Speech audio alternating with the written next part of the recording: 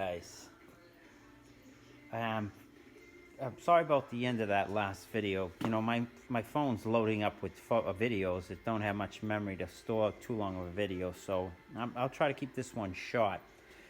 So anyways, we ended up with talking about the rotten stone and pumice. So now, paraffin oil, cloths, soft cloths. So, you know, waterlox, they'd like you to just kind of put the finish on and be done with it. But what happens is it's very hard to see. But, you know, there's little dust particles that are airborne, and, you know, they're constantly in the air. They're dropping in there. What happens is they make these little pit points. I don't know if you can see that. These little pit points on your finish. And, you know, I mean, that is presentable, honestly, as a finished piece. But I don't know. If you want to bring it to the next level of finish, you rub it out, because you're rubbing out those little pits, and, you know, there's really not much texture to that last coat of satin, honestly. The only problem is this dust that gets trapped in there, and you get these little very, very small little pointy points of imperfection. So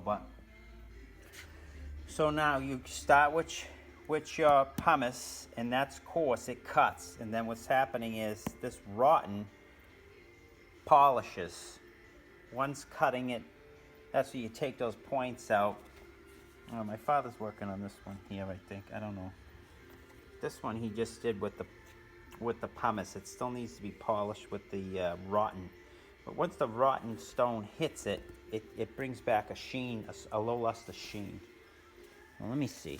So now as we finish them, we put them over here. So now, yeah, there's still a little bit of oil on there, paraffin oil, but, you know, that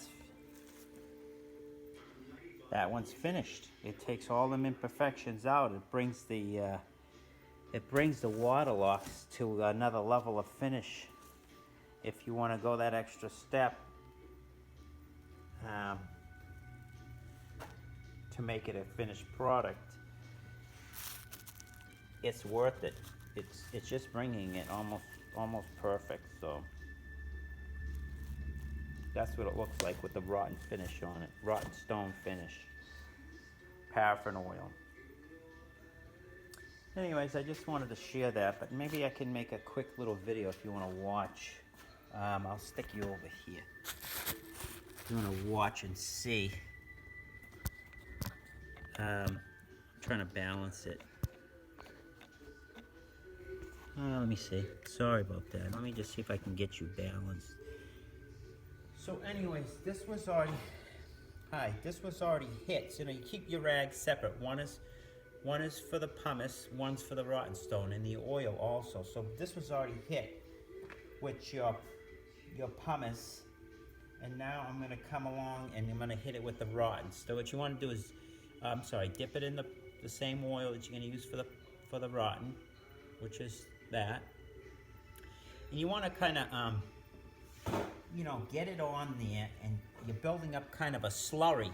It's like a slurry of the rotten stone. Same with the pumice. You build up like a slurry. Let me show you. So it looks kind of like that. And then you just work it in. You gotta work it in. Go in the direction of the wood.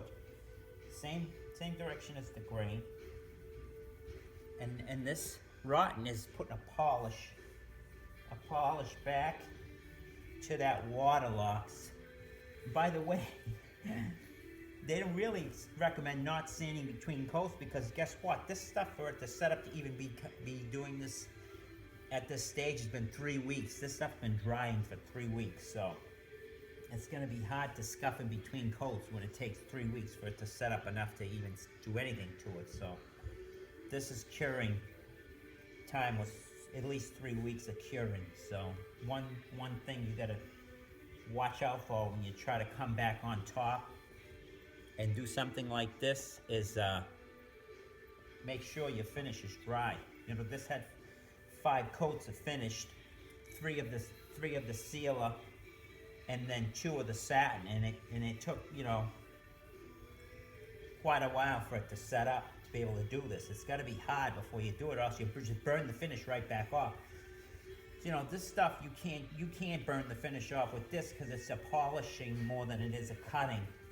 With the wrought and the pumice, yeah, you could really work at it and cut through the finish, so you'd be not in good shape. You know, so we get it down, but that's what it looks like as it goes on with the paraffin oil and the mixture of the rotten. Anyways, then after that we come wipe it down with a rag, you know, and wipe off that oil. And no, that's it. That's what we're doing. It's a little bit of work, but you know, we're getting there. So, but that was one brand we used, and the other brand we're using is Rainbow. It's old school. Comes in a box, about $10 a box.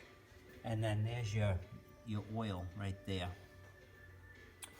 Anyways, guys, just sharing how the next step is going, because we got all those coats on those end cap panels, and now this was setting for a while we were making the other ones, and now we'll hand rub these out, and then, you know, by the time we're done, those end cap panels will be already cured and ready to rub out also. Anyways, that's it, guys. Have a good one, and see you on that next one. Take it easy.